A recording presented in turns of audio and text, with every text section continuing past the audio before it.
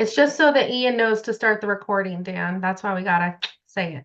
Yeah, right. Okay. Okay. So Bess, why don't you introduce yourself?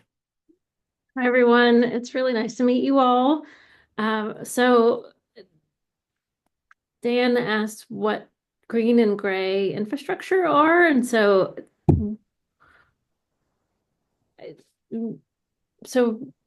I think that it really refers to sort of whether it's the lower impact design techniques, or at least green infrastructure is considered more of the lower impact design techniques using trees and rain gardens that you all have been working on for a while now. And then the gray infrastructure is really just the streets, the pipes, all of the, whether it's the electric, all the utilities that are part of the infrastructural network.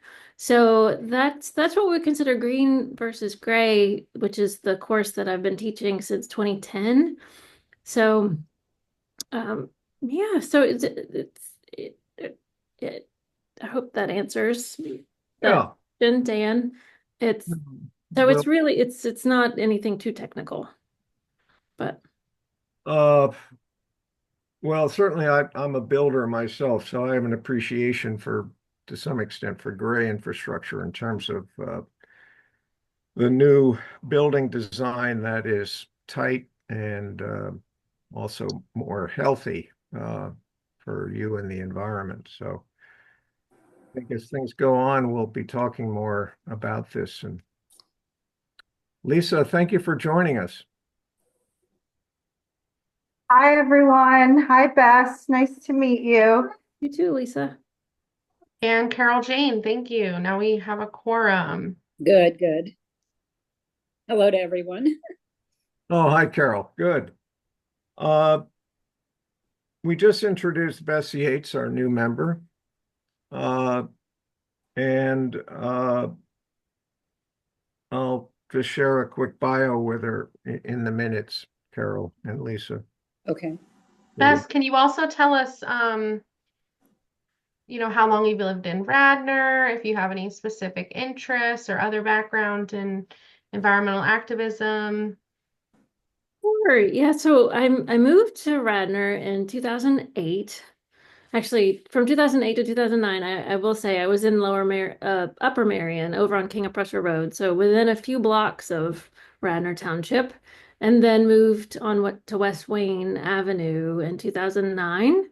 So have been at this address, 309 West Wayne Avenue, since then, and so have been teaching at Temple since 2008, and I think in terms of my interests and activism, really like it's been a wonderful thing to be part of this green versus gray course because I've been able to tweak and experiment or at least explore stewardship opportunities for students.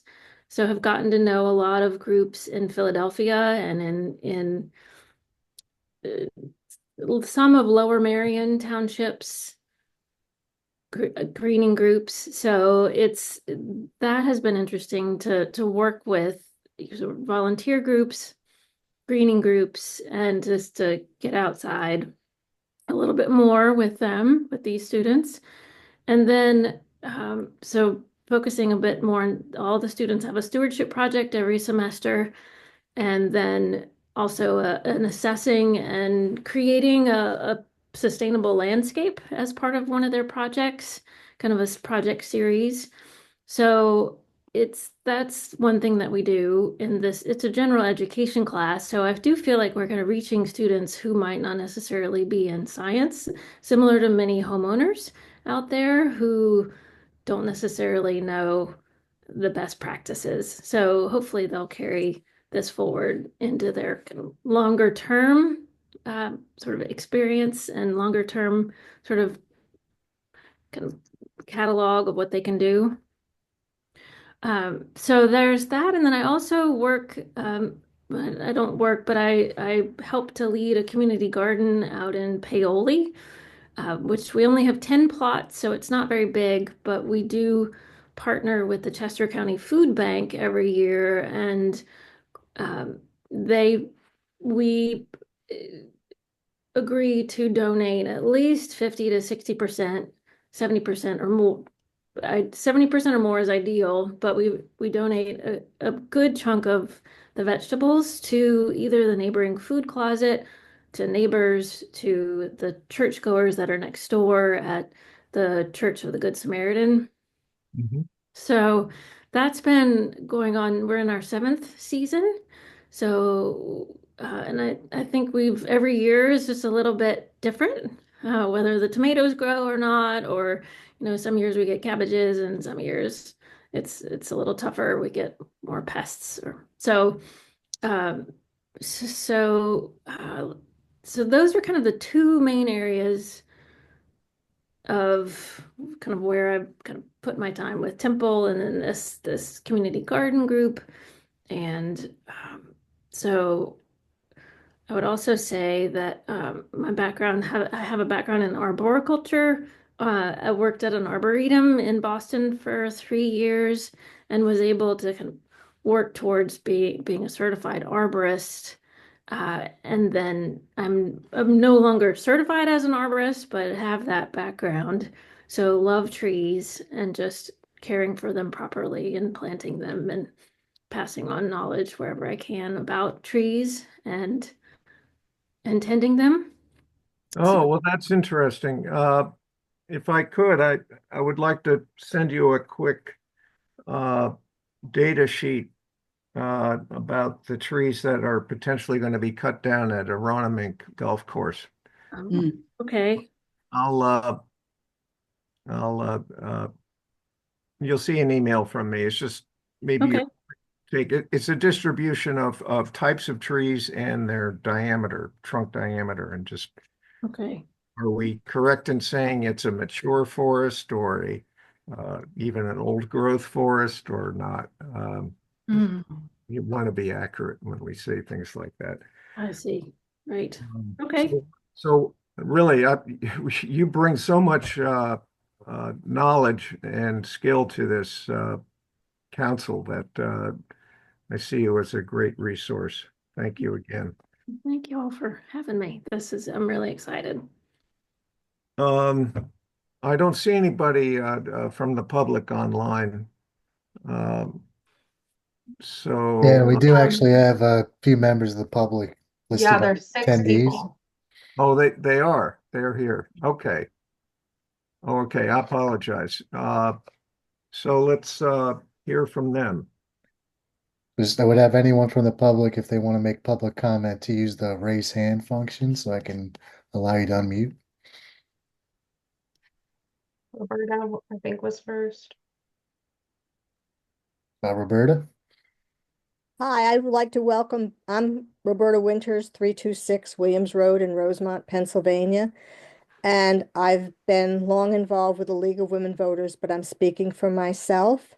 At last month's meeting, I wanted to express my appreciation to the council for looking at the issues of rain gardens, specifically at Clem-McCrone Park and other places in the township. And I would hope that we might be able to have status reports as to what's going on in terms of the remediation of the rain gardens and the ongoing maintenance of the rain gardens and what timeline is envisioned for their proper reconfiguration. Also, I would like to mention to Mr. Burnham that I will hopefully send you a copy of the letter that was sent to those in Newtown Township regarding Aronimink on behalf of the League of Women Voters of Delaware County. They may help guide your focus and some of your responses to them. So I will be doing that, Dan, probably in the next day or so. So you should be looking forward to that. And again, That is great. And in fact, we're going to touch on both rain gardens and public communication about the Aronimink situation further in our meeting. So are you going to be present during No, this? I'm sorry, I have another meeting this evening that I need to be a part of.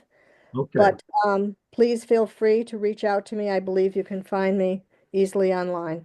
Yeah, Roberta, I'm going to include you on the minutes, and please comment on anything that is relevant to what you've just said. And I wanted to thank particularly Ms. Cohen for her excellent review of the Rand Garden situation, her looking into the history of them and how things have evolved over time. And I think, I hope Ms. Yates can be of service in looking at that. I was thinking about the students she may have, and we talked about how they might be we might look also in working with Villanova regarding how we might use student projects or ideas to help in our assessment and remediation. Yeah, the restoration of the gardens is going to be handled by Parks and Rec under Tammy Cohen, but it's the long-term maintenance that, as you know, is going to be the challenge, because that's what is apparently what's happened to them. Is they've lost attention And from whoever it was to be responsible, or there wasn't agreed to as to who was responsible. I don't know, and I don't want to know what got into this situation where they fell into disrepair. I just want to help ensure it doesn't happen long term in the future. thank So, you so much. yep, okay, thank you. I think we And also have one there are more. more, there's going to be more comments. Okay, I think I saw Jillian's hand up. Is that correct?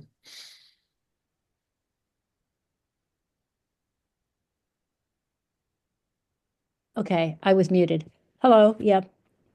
Jillian Norris Santo. I live in Villanova, right opposite the Willows on Inverary Road. Just following up on what Dan said about communicating on Aronimink, that's great. I wondered whether, if anything, if you could say anything about whether communication is supposed to come from the county, our sustainability people, our environmental people, or how that's going to be handled, because so many parties, so many people are very concerned, as Roberta Winters just said. And as you very well know, can you say anything about the communication plan at this point? well, yes, I can. From the standpoint of the EAC, I'm drafted a letter of concern that our Board of Commissioners liaison is reviewing, and will have the Board of Commissioners review. And with Kathy's permission, I would like to share that draft with the EAC tonight. Kathy, is that Well, okay?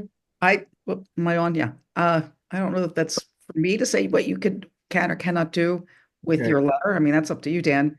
With regards to how it will be sent, I believe the commissioners, we will discuss it. It may have to be on the public agenda as opposed to executive session, because it really may not be a legal issue. So legal issues for which we could have attorney-client privilege are in private. Everything else is in public.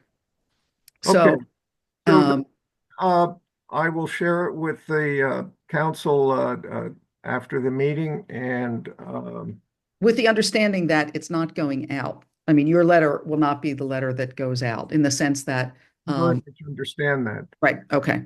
Right. Yeah. Thank you. That's great. I mean, from my standpoint, I feel as a citizen or of Radnor Township and EAC member that I have the right to be concerned about what affects our township. Sure. And that is the risk of flooding and sedimentation in Darby Creek from 10 acres of suddenly bare ground that during torrential rainstorm is going to become a mud bath.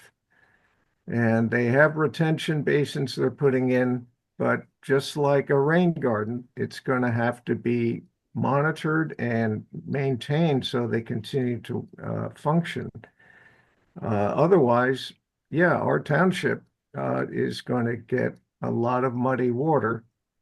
The 10 acres that's going to be laid barren for this PGA tournament in 2025 is on sloping ground, and it slopes right towards the watershed area for the Darby Creek, which flows into Skunk Hollow. So, Ms. Norris Zanto, that's at least my attempt to represent a part of the township publicly on this matter is be a letter of concern. It's not, Right. It's really putting them on notice that we are aware of this, and we will hope that they act responsibly and prevent this flooding and sedimentation from occurring. Thank you. Okay. I see we have a few other people. Anyone else want to make comment now? There's also opportunities to do so later in the agenda. Jillian, you have your hand up again. Is that No, accurate? I meant to lower it. Oh, I guess- okay. Uh, There you go. Thank you. Thank you. I'm not seeing any other raised hands Okay. from public comment at this time. Thank you, Ian. Thank you. All right. Ongoing business. Dan, I'm sorry. We need to review and approve the meeting minutes from the previous meeting. Oh, yeah. before we move on. Thank you. You keep me honest, Donnell. Yes, the minutes from the previous meeting in December. Has everyone gotten to look at them? I have not got any comments or about the minutes. So I presume they are approved. I'll say they are approved. Raise your hand. Or, okay, looks unanimous. Anyone not approve it? Okay, Lisa, I assume you approve. She had her hand raised. Yes, approved. All right, great. Okay. Okay, ongoing business, municipal energy conservation and electrification. Everyone can see the agenda on the screen, I presume. Melissa, as usual, sent me a monthly update to these efforts to conserve energy and even convert to renewable energy sources in our township buildings. As for municipal electric vehicles and EV charging stations, it's moving at slow pace, but it's likely that installation of these charging stations will occur in the first or second quarter of this year. If I can, do you want me to fill that out a little bit for you there, Dan, as to why it was taking a little bit longer than we planned? And I say what the board thought was going to happen is because the estimate that we were given was having the source of the electricity in one part of the township. And then we're told by PICO, no, you can't have it there. It has to be much further away, is where you have to be able to start getting the power that then would be run to the, to the charging stations. So that was going to cost more money. So that required another item on another agenda item to increase the budget for that job to be done properly. So, and then that meant also the digging to put the lines underneath for the electric charging stations was going to be a lot more, in addition to more money, more space, more linear feet. So that's why it hasn't started yet, really, because I believe we voted for more money. I don't know if it was last time or the time before. So there we are. But it does have money appropriated, and it will be going ahead. Good. Yeah, I heard it was something about a transformer that Pico said we couldn't use the existing transformer Yeah. on the building, that we would have to tap into a more distant transformer. Yes. And that's the fact with renewable energy. Either you're suddenly taking energy to charge something, or you're generating energy from the sun or wind, and the existing infrastructure has to handle it. Building energy system upgrades, Practical Energy Solutions, which is the engineering firm and consulting firm that has done a energy audit of the township buildings, has almost completed a design development drawings for the township engineer to review. And they will complete these projects soon, and the design soon, and the projects will be going out to bid. There's some work being done in preparation of the Public Works Building solar array. It'll be performed this spring in conjunction with repaving of the parking lot. The municipal building roof replacement will coordinate with the planned HVAC equipment replacements. The start date to be determined. I believe part of the PES plan also was, or designs were, for solar arrays to be put on the municipal building, but I believe we're holding off. Yes, that's correct. Yeah, we're holding off on that, I guess. Well, it's a new roof, Yeah. new HVAC, and then the solar array, and maybe solar array on the side of the building as well. That's a potential. Wow. It's a favorite of Commissioner Riley. So, and he's an engineer, so I'm taking his word for it. It's a good idea. Wonderful. LED street light installation that's been completed throughout the township, except a few HOAs, which I guess means some apartment complexes or condominiums with HOAs. They still need, I guess, get approval for various lighting options in their facilities.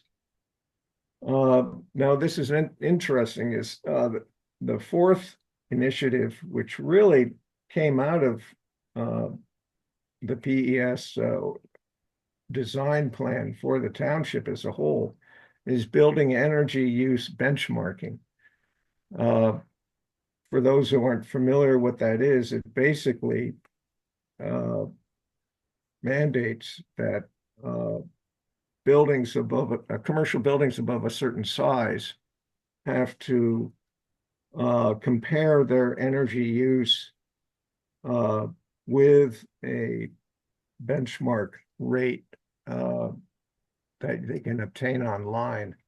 And that rate is for buildings of similar dimensions and perhaps age. And if they fall below that, I believe they're would be obligated to perform certain upgrades in terms of insulation or energy efficiency for their HVAC and lighting, perhaps, to bring the building up to an acceptable level of energy efficiency. So there's a draft benchmarking ordinance that is being created by the township solicitor and the Delaware Valley DVRPC, Delaware Valley Resource Planning Commission. They're drafting this benchmarking ordinance. So very exciting development, I think. Um, so native perennial plantings, I would like Carol to lead the discussion there. I was hoping Sven would be able to call in, but I'm not surprised because he's in Europe. Dan, he's on the meeting. Yeah. If you click participants and go to attendees, you can see the members of the public that are on the meeting, and Sven is there. Ian, can you turn his mic on?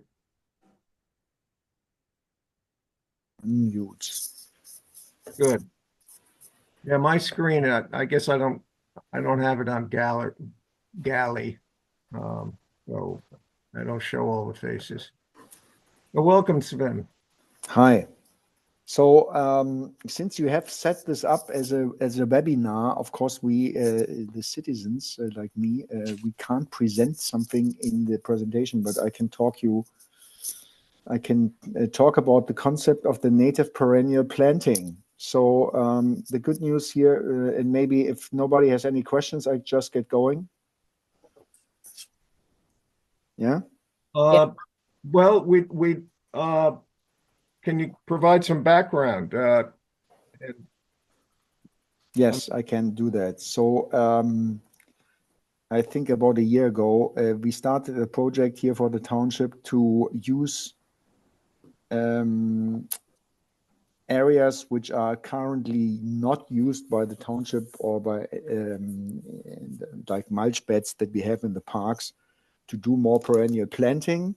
And after a couple of discussions and alignment with the township, we planted about 2,000 plants last fall in September together with the Radnor Conservancy. So 2 volunteers, myself and the Radnor Conservancy, plus a company that volunteered for the planting. And this planting was done on the township parking lot, which is opposite of the Methodist Church and the fire brigade building, right in the center of Wayne. And we learned a lot about this planting because first, I would say it was successful despite the drought. We worked very hard for, I think, 6 hours to get these plants in. It's very difficult if you have a soil that is basically transformed into concrete when it doesn't rain for weeks. But the interesting aspect of it is that we had a couple of hundred plants left over from this order from the nursery. And then we just got the idea to distribute the plants together with the tree giveaway that happens in, I think, September, October. So everybody that picked up some trees could also pick up some plants. So based on this experience, I believe the native perennial planting project is better executed, not in a way that we did it on the parking lots, because that requires a lot of alignments with the municipality or the township, the maintenance crew of the township, the Parks and Recreation Department and other departments. They were incredibly helpful. But I think a better way of getting hundreds or thousands of plants, perennials, wildflowers into the township is by just simply distributing them to motivated households that would like to plant these plants in their backyard. And that was the idea, to do a perennial plant giveaway in the upcoming spring.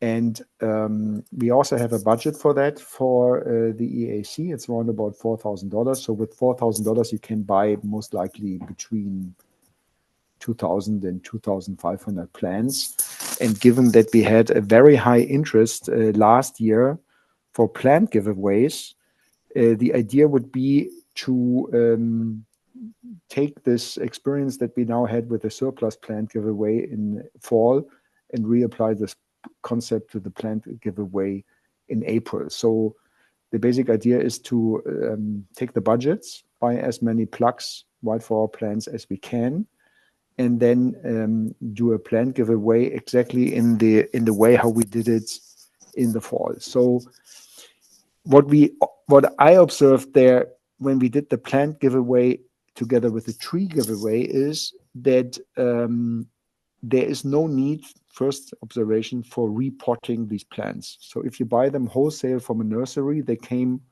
in plugs. So these are around about 10 inches high. And we just took the plants from the tray and put them in brown paper bags and gave anybody who was interested this bag, and that worked actually fine. So what we did earlier last year to repot them in larger plants, I don't think it's necessary, because these plants are ready to go and put in pretty good shape, and repotting them just disturbs them, and we would create a lot of plastic trash by taking these plastic, let's say, containers, because at the end of the day, you just go home, take them out of the plastic container and plant the plant. And then you can also take, of course, a plug and take it straight from your recycled paper bag. Yeah. So what I also saw is what we had at the beginning of this plant giveaway is that we had, let's say, 10 trays with 50 plants each. And we encouraged anybody who came to make a selection on their own of what kind of plants they would like.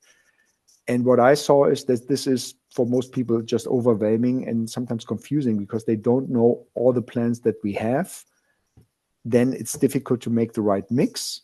And then we changed basically on the fly the process and say everybody gets a couple of wildflowers and a couple of grasses, and we already pack them into this paper bag, and everybody gets 10 plants, and then it's much easier basically.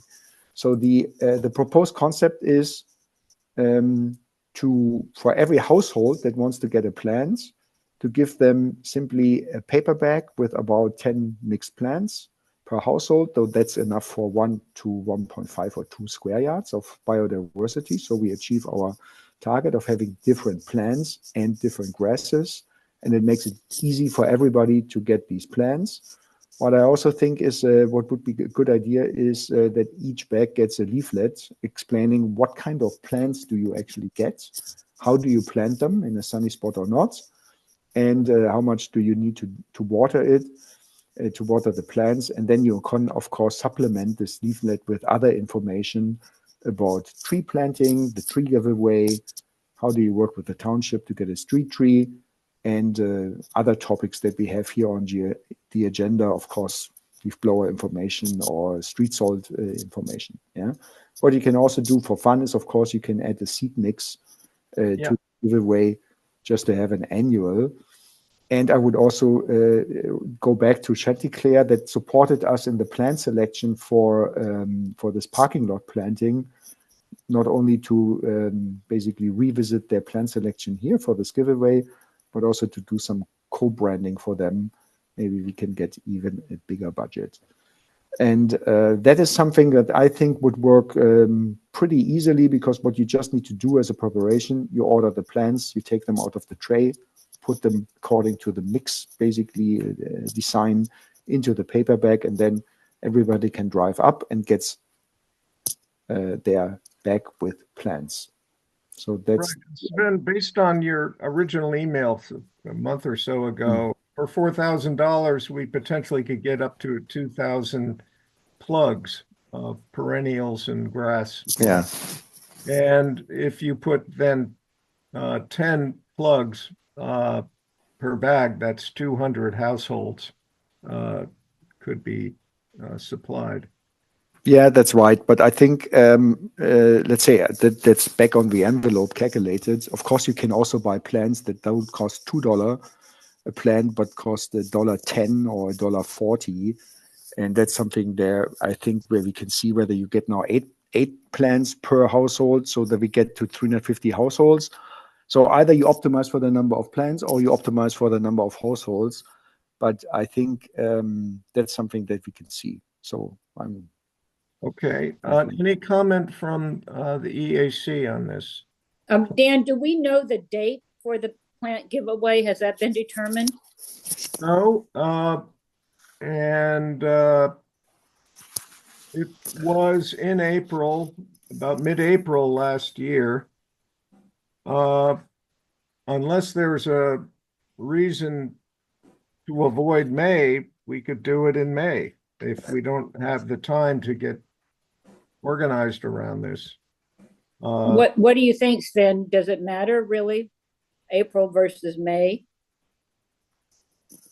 I think April is a good time to plant, and you can still do it, of course, in May. We have some spring bloomers there, Penstemon, for example, but they come in a condition, I believe, that you can plant them also in May, and you should be fine. April is, of course, nicer because typically it rains more, and then you have the plants established in case we get a dry May or June. Yeah. Yep. I think we originally were using that general time frame because it's close to Earth Day. So that was kind of our Earth Day event, which is usually around like April 20th, 22nd. So April 19th is a Saturday. April 19th is a Saturday. Is that okay? So then, yeah, maybe that would be.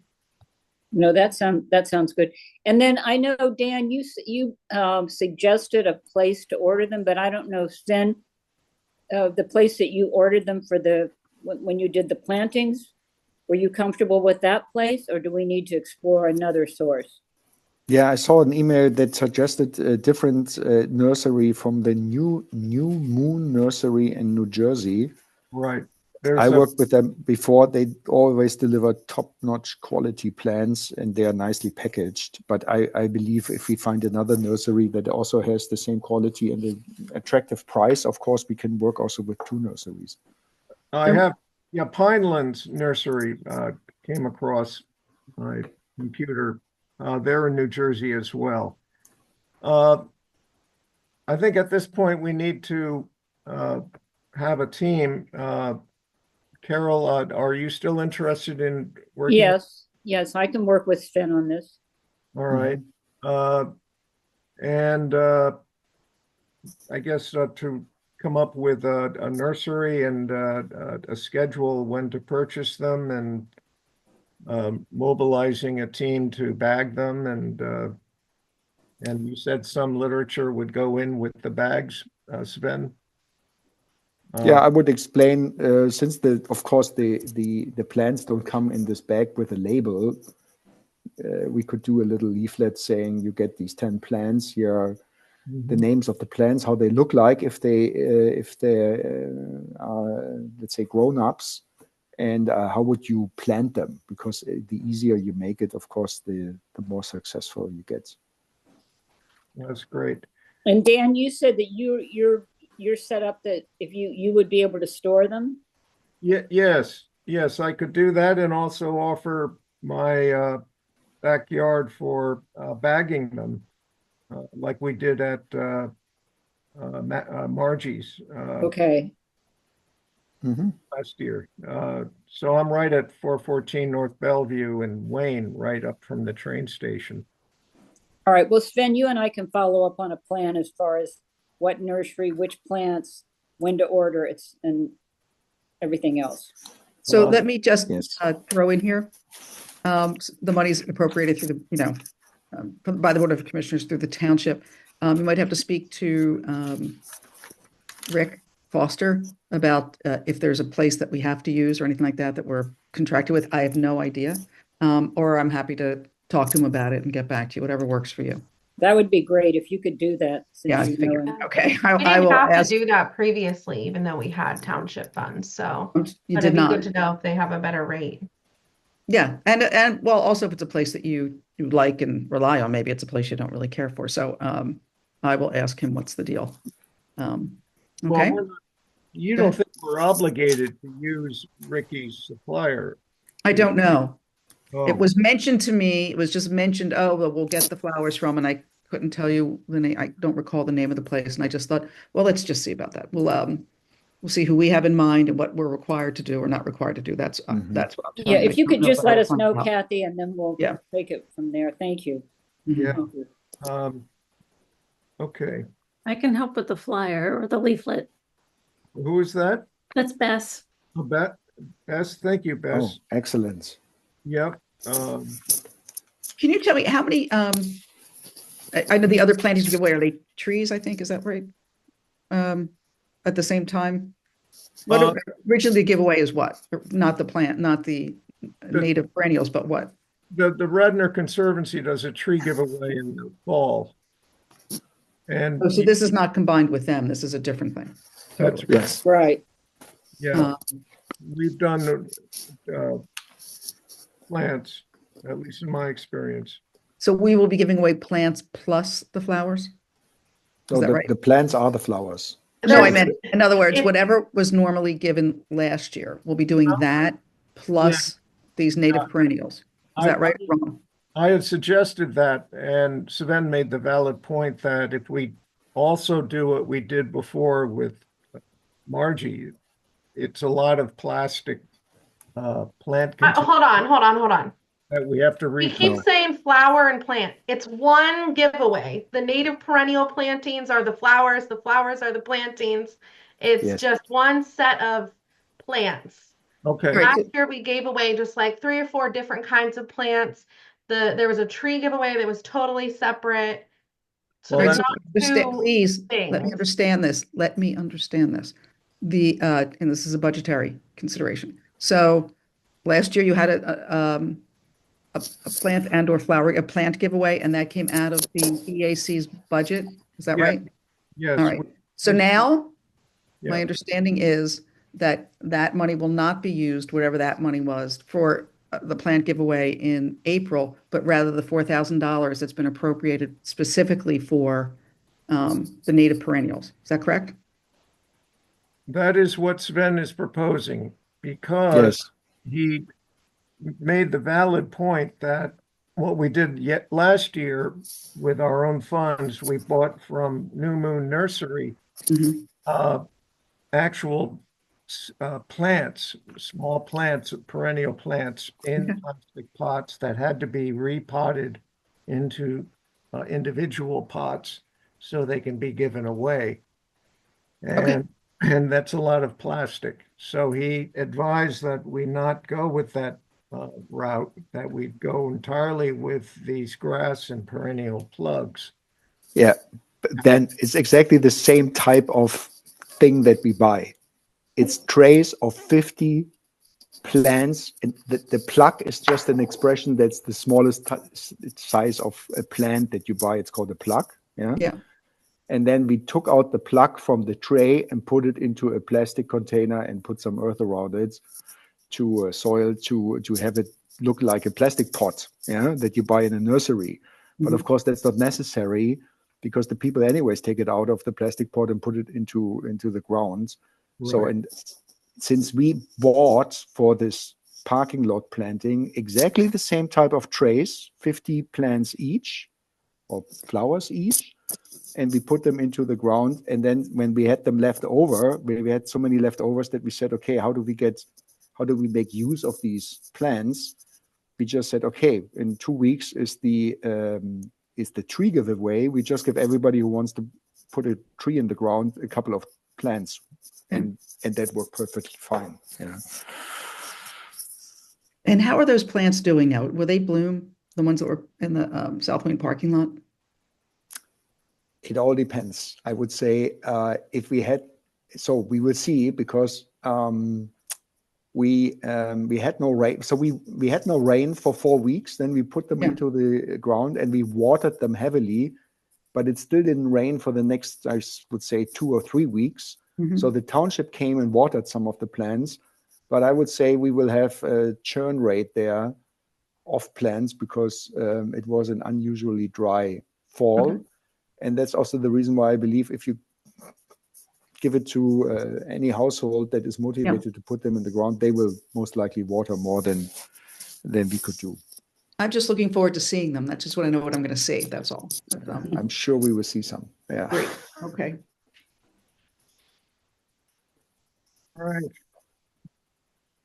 Thank you, Carol, Sven, and Bess, for making these plantings a reality.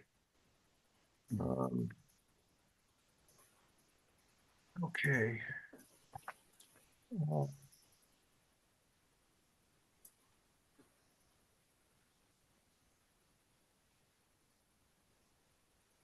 Public education. Eugenia and I and Donnell have worked at arranging the following 6 lectures as part of our EAC lecture series. And these will be held over the coming winter and spring, starting with Rebecca Yurkovich, who is from the Delaware County Office of Sustainability, speaking about the Delco County Sustainability Plan. And that'll be Wednesday, February 19th, right after our EAC meeting. I have offered that time slot to speakers, and many of them have liked that over giving a 6 p.m. Talk. So you could see Jennifer Santoro is speaking next on March 19th, and that also is on a Wednesday after our meeting.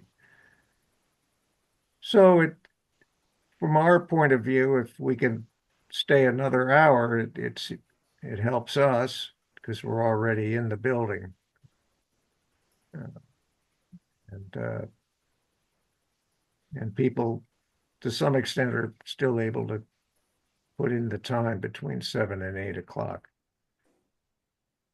A recent addition is Marika Seltzer-Williams of Practical Energy Solutions, and I asked her to give a rundown on basically the economical and environmental benefits of municipal building energy system upgrades.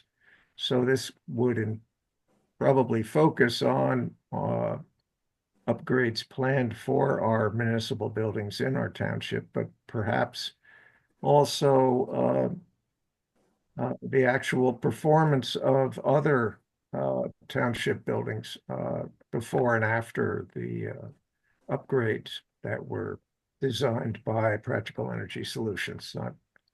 I've seen some slides to that effect, and the savings are quite dramatic in terms of cost of energy. Also, something that I started with Joy Baxter of the Haverford EAC is for us to share postings of our lectures with them, and they share their EAC workshops with us. And a lot of their workshops are virtual, and their subjects nicely dovetail, I think, with ours. It's quite fortuitous. The only problem is their February 19th presentation on solar for your home is the same time as Rebecca Yurkovich's presentation. So it will be a coin toss for that one. But there's solar for your home, rain garden workshops, demystifying EV ownership, transforming your yard, grass removal, pollinators and native plants, and a heat pump 101, as well as kicking off with PFAS, our new chemical demon up there. So Ian and Melissa are aware of this, and as I receive links to these EAC workshops from Haverford, they'll be posted on our website as well. Dan, when does did I miss the one of the 19th going live yet on like registration? I thought we were doing a month out. Yes. Well, it should be, I think it was posted today, actually. Let's see.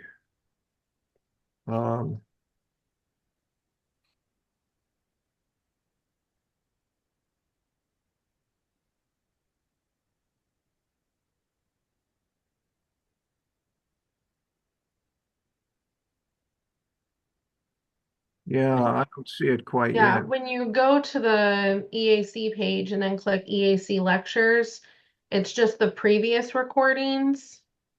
Right, So let's follow up and see when and how that's being posted. right. Yeah, I've been in touch with Ian and I shared the graphics Yes.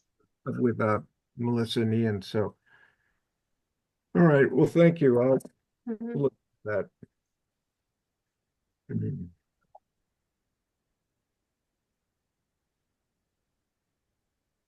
Let's see.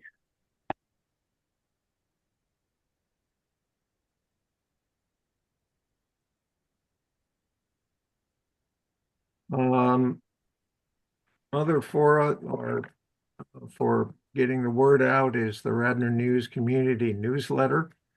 And you all should have seen the piece on describing who we are and what we do. Was published this winter. And I've submitted a piece on recycling guidelines for Radnor Township. These came out of the talk by Charles Noble of Republic Services, gave us talk on EAC lecture back in October. And so that'll be in the newsletter in the spring.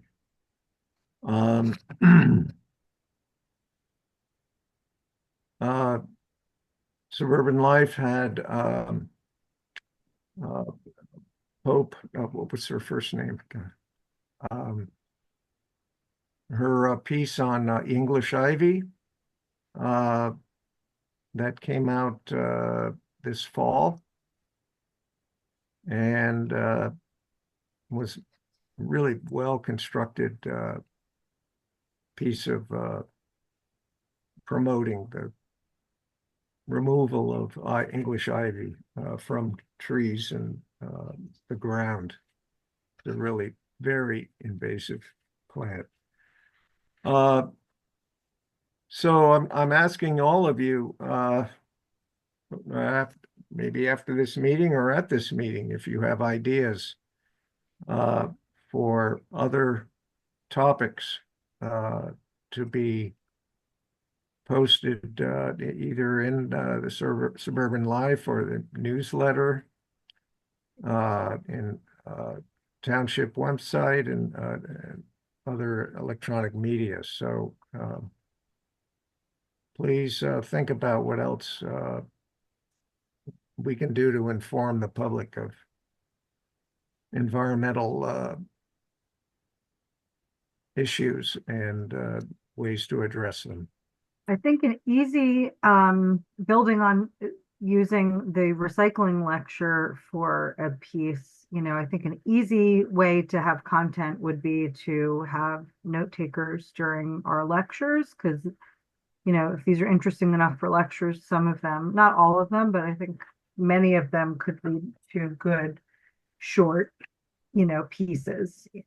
So I guess we could be thinking about that when folks attend these lectures that you guys have done a great job pulling together.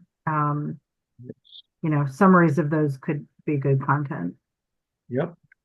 On the topic of content, I was wondering if maybe we could do an article on how to recycle in Radnor. I was speaking to some other members of the community, and they were expressing this like a shared almost like on like not misinformation, but just they're it's a lot of people are uninformed on how to recycle properly, and I feel like it could be a big help if it was really accessible, this information. So that is going in the Radnor News community letter for the spring. Oh, okay. Sorry, I didn't realize. Yep. Where it says recycling guidelines. Yeah, here, Hayden. Where does it say that? Oh my God, sorry, I couldn't see the.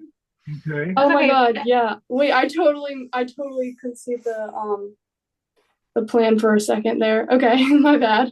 But Hayden, do you have a different idea? Maybe you could write about what students are doing in the township for suburban life. Do you Yeah, guys that have some yeah, that, projects I could talk to some I know a lot of the people who are in the who write for the Radnorite, which is our school newspaper. Mhm. I guess that kind of brings me to like the eco-friendly garden program. That's like next on the agenda. Could I talk a little bit about that? Yes, that's the next agenda item. And uh, so I'm glad you're following up on that because we need to revitalize the eco-friendly yard program. Mm-hmm. And so that'd be great if you can get that into the Radnorite. Now, Well, wait, sorry. If I Well, could, my idea was that she would write an article about what students are doing from an environmental perspective for suburban life or for the community newsletter. oh, okay. They have a club, they got projects. So Okay. I could try to, I could see, I could like do some digging. Um, What is the name of your student group? wait, which student group? the sustainability club at Radnor High. Yeah. I don't know if we have a sustainability. Do have one. I don't know if they meet regularly then because I've never heard. Okay. I don't know. I don't know like anyone who are members of that club. I could again like maybe it's like a club run by juniors that I know so or a newer club, but I could also I could look and see if anyone. But I could look and then but yeah, that's a good idea. Okay. So you're going to find out if there is enough activity about the environment to warrant an article. Mm-hmm. Okay. Don't all Good. clubs have moderators? Do all clubs have? So most do. Some of the clubs though aren't like official clubs, Oh, and not official clubs? Okay. so it's like in a more informal gathering of students. Sometimes it will just be like a certain group of like a smaller group of like I would say like friends who are going off and doing their own thing. So it's not really like a Okay. yeah. But Was it you who suggested Suburban Life for Hayden's article? No, No, it was me. who's It was me? just an idea. If she doesn't have the content for it, it's okay. Okay. Oh, was you, Danelle? Yes. Okay. All right. Now, the members present here, I just sent out to you a draft article that I wrote about rock salt and calcium chloride as de-icers. And I'm asking for your comments on it. It would be added to earth-friendly tips at least. And I'd like to get it out soon because it's, of course, very topical. I've already gotten one comment back that I should talk about pets walking on ice, de-ice or salted sidewalks. And so I should add that to the article. But the thrust of the article is that calcium chloride is superior to sodium chloride, both in terms of effective melting and also it's used in lesser amounts and poses less of a threat to the environment. I feel like it might make more sense to reformat this as like a 2-column side by side. Because I just it just might be good to, you could have a per category, right? Cost, And then you have the rock salt column and a calcium chloride column. I don't know, it just might be a little easier to, like, I had to read it twice to kind of get Oh. that calcium chloride is better. Okay. I don't know, I'm not very good with graphics, but I know some of the others on the committee are, on our council are. No, I could see it's basically a tabular format with Yeah, the criterion and on the left column and then the two salts in the middle and right. yeah, right, temperature, environmental. Yeah. And a lot of the plan. online postings are formatted that way. So that's a good idea. But it's very interesting and definitely topical. I think people will be interested. Yeah, and folks, think of anywhere else it could get out there fast. I mean, I could hand it to Melissa and it could be done on the usual township and social media fora, if you think that's appropriate. Maybe we won't put out in the township social media until we know what the township's using. I swear there's about 100 pounds of rock salt in front of my house right now. So But to be honest, I don't care what the townships use because we're talking about the I individual know, Dan. sidewalks, the I sidewalk know. in front of your home, not the roads. And I'll get to that point about what the township is using in the next item down somewhere. But yeah. And I think Bess has Yeah, something. Dan, this is Bess. I can help with formatting if you'd like, just getting the information so that it's accessible. Okay, thank you. You have the article, don't you, Bess? I do. Okay. We may need to do some more digging to address each of the criteria for each salt. It may not be complete. There's a lot out there that Yeah, you be careful because they often contradict each other or woolly documentation. Thank you. I just also I just quickly looked this up. I don't know a ton about it, but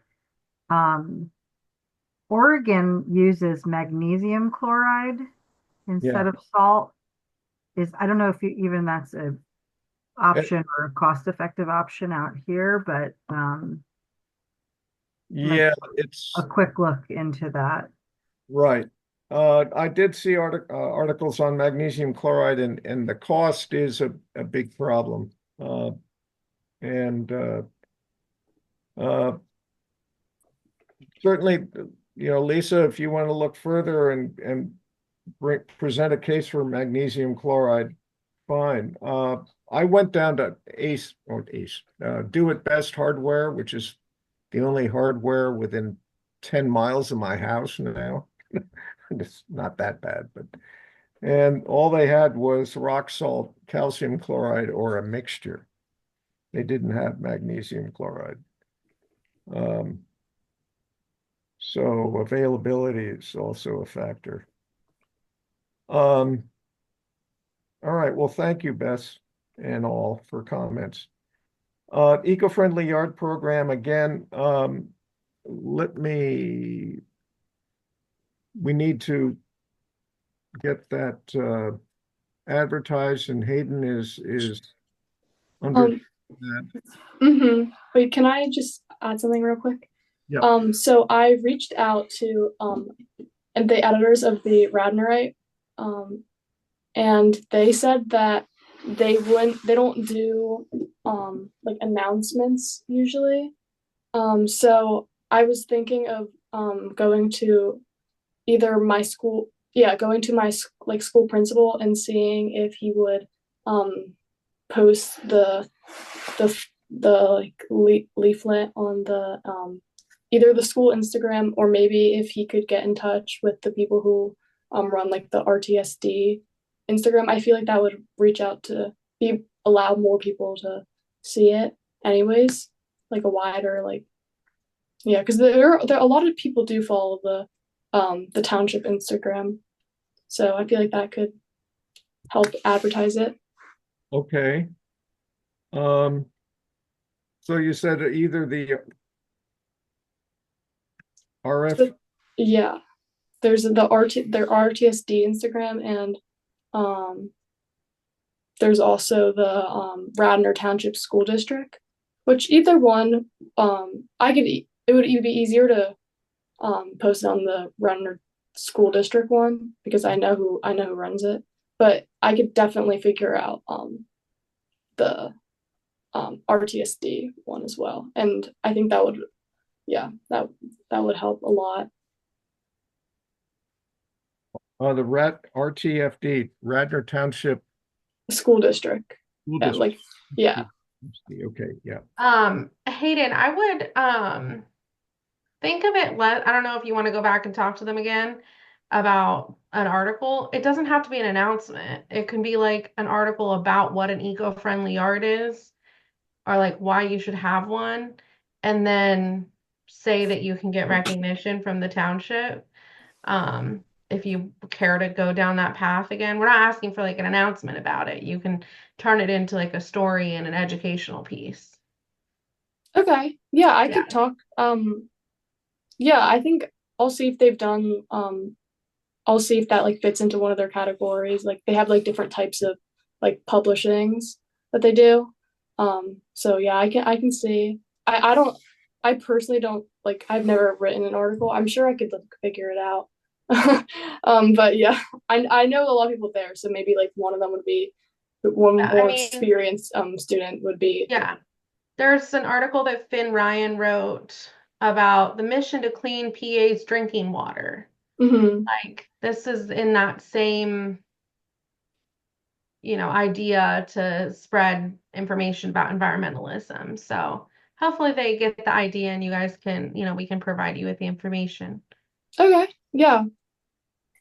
Yeah, on that matter, there must be background information to the eco-friendly yard program that was put out under Margie. I'm not aware of it. If anyone has a write-up that she provided, because I know it was her idea. Yeah, there's definitely an article from last year that probably went into the Suburban Life or the Radnor News community letter that has the requirements and stuff about it that we can dig up in an email. Oh yeah, if you could find that, that would be a perfect like start, and I could definitely like easily revitalize like something like that content. Okay, who spoke again? Was that you, Danelle? Who asked? Yes. Okay. Thank you.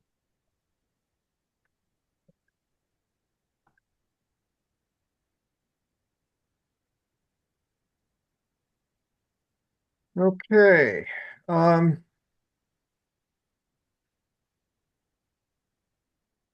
think we're gonna need to think maybe once we find that literature, that old article, uh, we should be thinking about other media for advertising the eco-friendly yard program. So in the minutes, I'm gonna put out, we just do it through Melissa and through the usual avenues. If you have other ideas, please speak up. Okay. Gas leaf blower.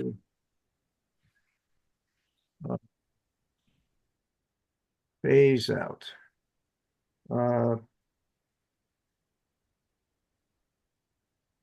Bess, we've been grappling with gas leaf blowers in our township, both the noise and extreme air pollution they cause. And like other municipalities in our area trying to enact an ordinance that would either phase them out or at least limit their use during the year. And as part of this whole effort has been a desire to, I guess it'll outlive me, but is to electrify all lawn equipment in our township. And I talked with Ricky Foster of the Department of Public Works about using the department as a kind of a poster child for electrifying lawn equipment. And I am going to share the minutes of that meeting with the council once Ricky approves them. But the bottom line is, when it comes to large areas of grass and leaves, that electric equipment just cannot hold up in terms of the lifetime of the battery. It's very inconvenient to be switching out batteries. And even the large electric mowers, the riding electric mowers, some of them you cannot just pull out the battery pack in the field and replace it. You have to take it back to the shop and plug it in like a car.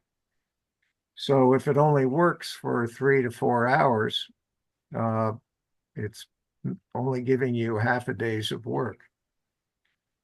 So that's problematic at that level.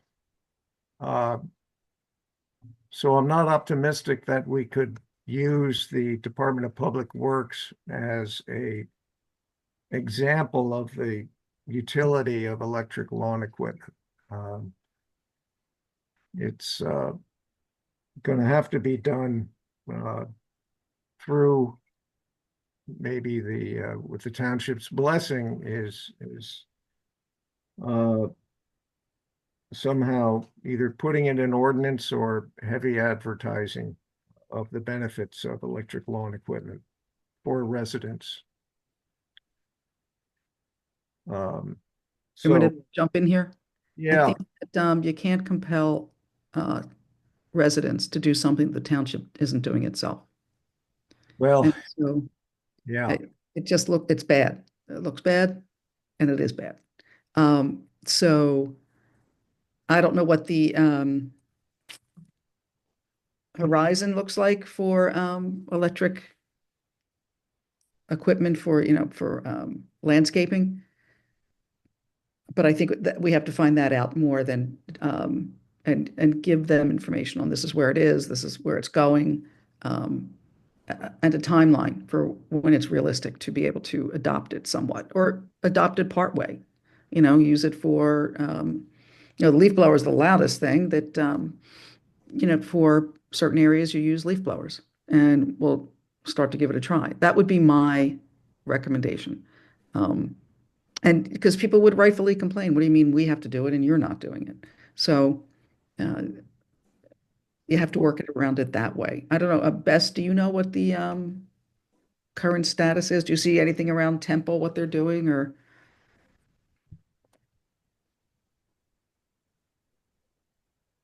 You're on mute, Bess. I can check to see what Temple is doing. They have not historically really taken the lead on this kind of thing with facilities, but I can see what the Office of Sustainability is maybe promoting. And I know that at Lower Marion, I hear is working on this also. And so it'd be interesting to know and a little bit more about how they're approaching this, but or if there are townships in this region. So it's kind of this larger scale, this is what we're all doing. University of Pennsylvania apparently has electrified their lawn equipment, I believe, in the city. Brightview is the service that handles their landscaping.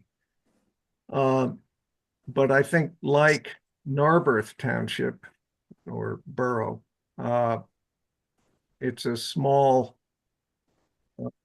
amount of acreage to maintain. So you can more successfully use a lawnmower, push or riding lawnmower, and get a day's work out of a battery. Whether it's for a lawnmower or even a leaf blower, because the amount of work is less.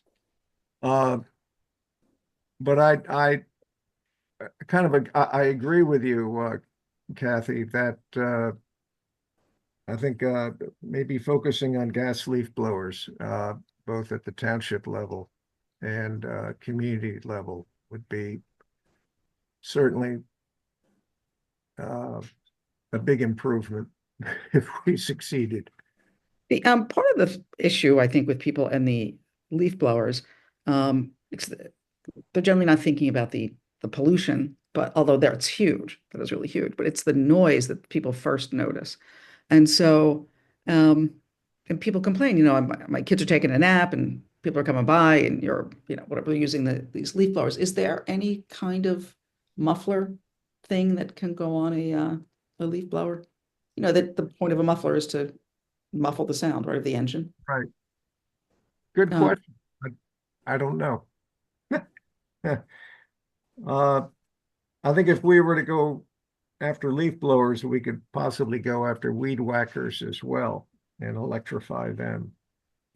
And That would be later in the process. So I think we've always talked about this as a tiered process, right? you think Where we should stratify then. right. Okay. The caveat is, from what I'm reading, is that electric leaf blowers aren't all that quiet either. I mean, instead of being 80 or 90 decibels, there may be 70 decibels. Well, I will say they were using an electric leaf blower before it snowed, clearly, where I'm staying, and it was noticeably quieter. Yeah, that is a significant, it doesn't seem like a lot, but that is a significant jump down. Okay. Well, that's good to hear. Let's hope it holds up when you're comparing it in terms of power for power, and miles per hour coming out of the nozzle.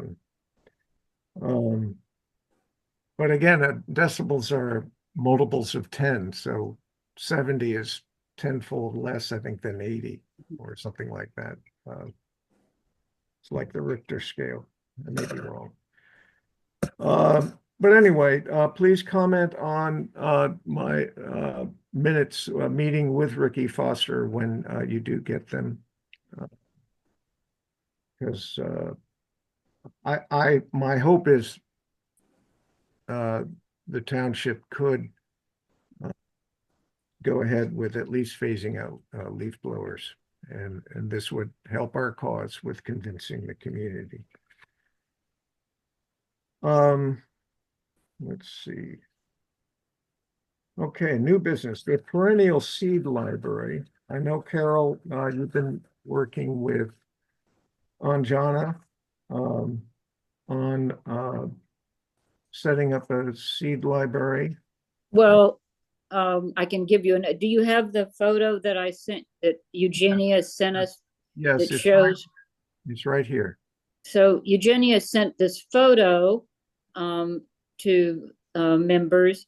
This is what is now available at the Tredyffrin Library. We have a meeting with Radnor Library next Wednesday, but I don't know whether I don't think Agena is on this call, but what we need to figure out is like who provided the table, the handouts, who manages it, where did the seeds come from, which we don't know. And Agena seems to think that the Tredyffrin EAC is responsible for this. So we're kind of in a fact-finding first of all, we want to see is, would the library be interested? But then the next question is, if they are, how would we operationalize this? I mean, where would we, we'd have to come up with the stand and the handouts, and then who's going to supply the seeds? Right. I could certainly help with the table. I have a nice butcher block top table. Okay. I can get refinished. I can refinish it and also make a stand to your specifications. Okay.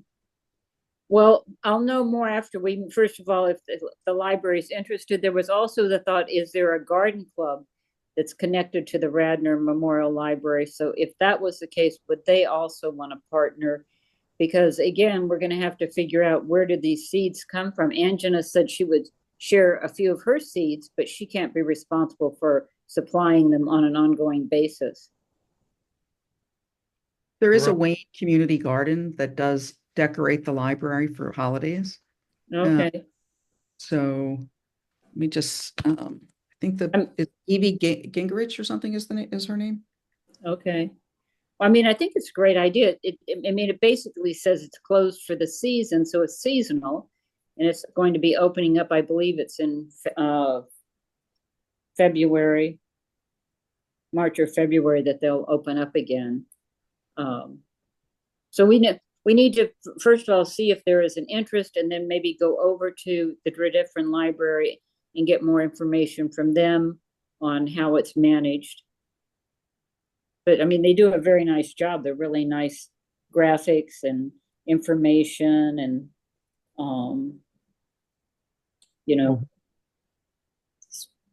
I guess we'll have to wait and see. Maybe report back at the next meeting. What time is that meeting on the 20? Is it the 29th? Yes. What time is it? 5 p.m. is it, Carol? Yes. I'm the liaison for the library, so I might as well show. Oh yeah, that would be nice. You'll be meeting Joyce Platfoot, the director. Okay. I just have a quick question while you're there. We had discussed, I had seen something a year or two ago that said that the library has like a lend objects that are not books program. And when we first started talking about electric leaf blowers, I had thought about, but I never followed up. I had thought about reaching out to the library to see if they might want to have electric leaf blowers on hand that people could check out to borrow. So if you're there anyway and it comes up, or you want to ask them if that's something that might make sense, go for it. That would be sure. great. We can run that by. Where would these leaf blowers come from? That's another question. I don't know if we have room in our budget. I don't know how much they cost, or that could be a line item for next year. But that could be a way for us to promote, the electric blowers, and kind of like give it a try kind of thing. Yeah, if people want to, try it out before they commit to it.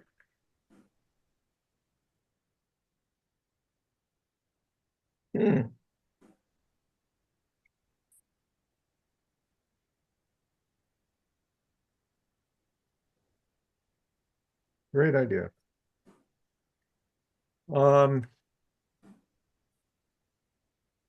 Okay, Aronimink Golf Club. Quick background, Aronimink Golf Club is on St. David's Road, just west of the Willows, and they are in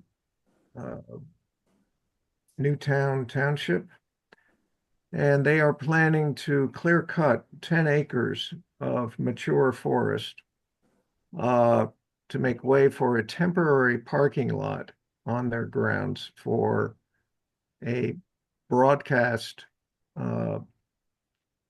semi-tractor trailers, about 30 tractor trailers supporting CBS and C-SPAN for I think you mean ESPN, Dan. ESPN, excuse me. I think it's a matter of Congress.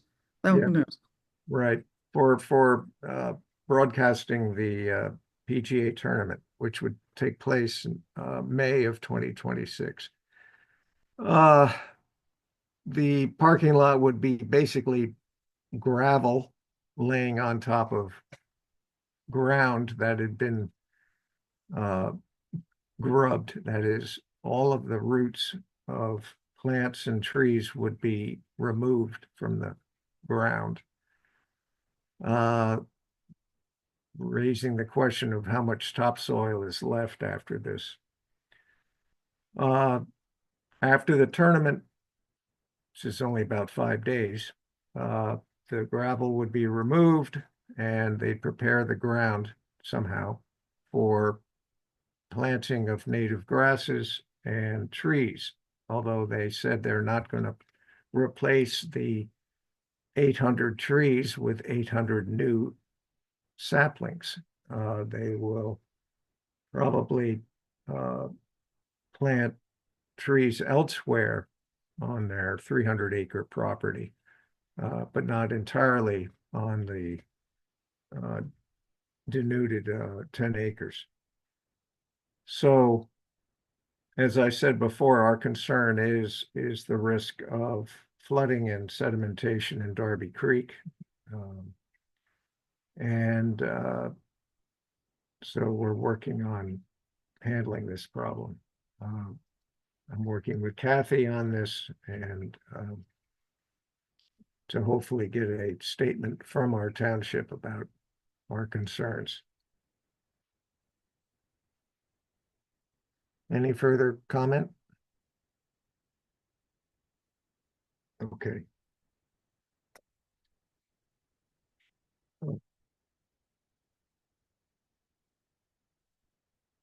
Recycling and waste management. We've had a long-term composting effort in our township to try to set it up. And we were actually excited about a USDA compost and food waste reduction program that our township put in a request to join back in, I think, October or November,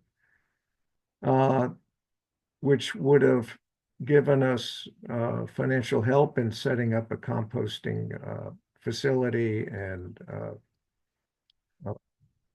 for food waste, which then could support a curbside pickup program for food waste composting. Unfortunately, we were not granted a chance to participate in this program. But Melissa told me that on December 20th, Delaware County did submit another application to the US EPA for funding a county composting facility, permanent household hazardous waste collection building and recycling hub at our transfer stations within our township. I guess we have transfer stations. I didn't know that. And hopefully we will be able to participate in this extensive program for collecting all kinds of waste from our community. So watch this space and we'll see what happens.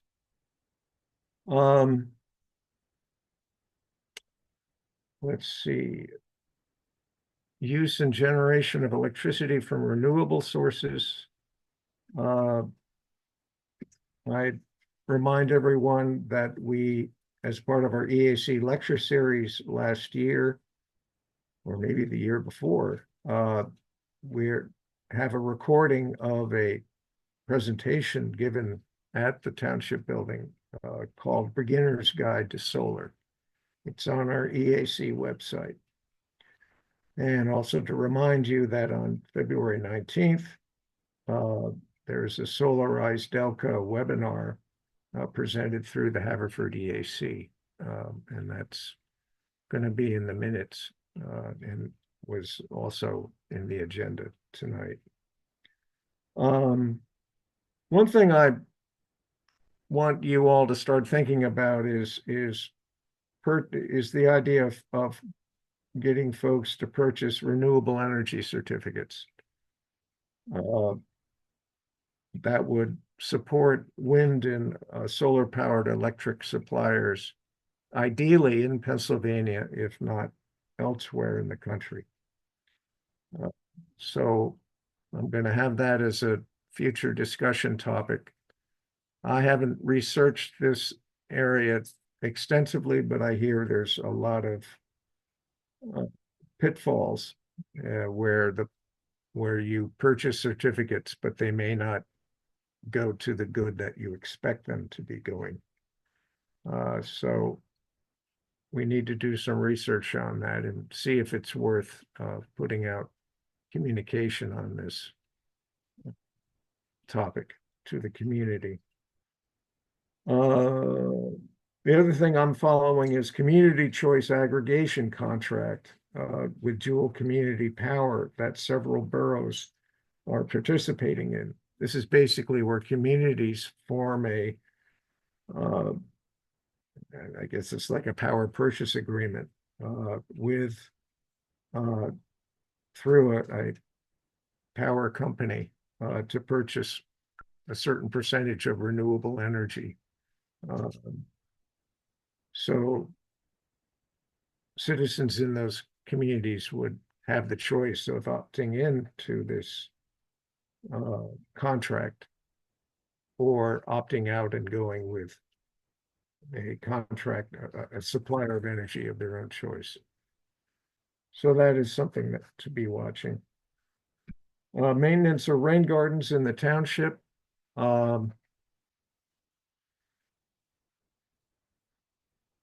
Tammy Cohen of Parks and Rec has said that in the spring they're going to be restoring all 8 rain gardens in the township, the 4 at Clem-McCrone Park, and I think there's 4. Excuse me, the 4 at Clem-McCrone and 3 at the township building. To remove the invasive plants and sediment from the rain gardens so that they can function properly.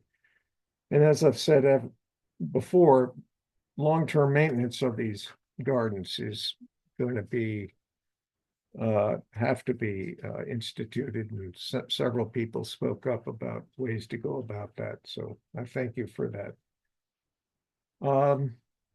Lastly, filling the EAC vacancy that is left. Sven Deathlefs is a candidate, and is he still online, Ian?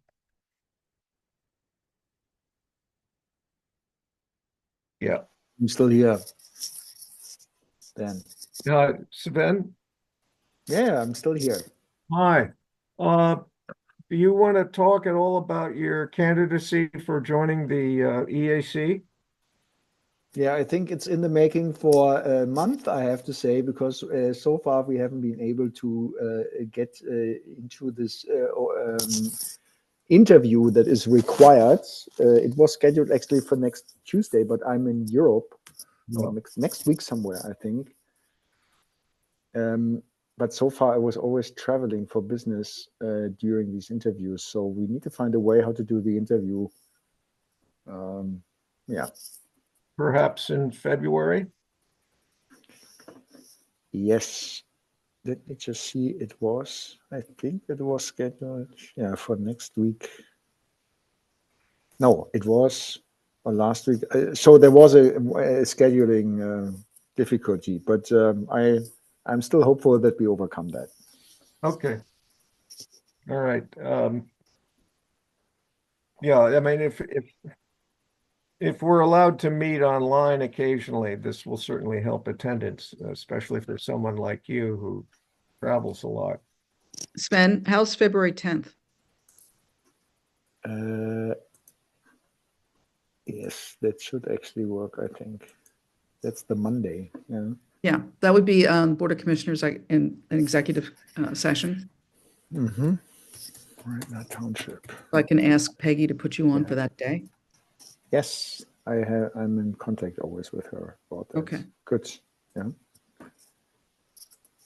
Well, great. That would be the hope you'd be attending as a member our February 19th meeting. Great. Okay, any public comment at this point? All right. Unless someone has something else, I adjourn the meeting. Thank you for coming virtually. And I'll see you February 19th.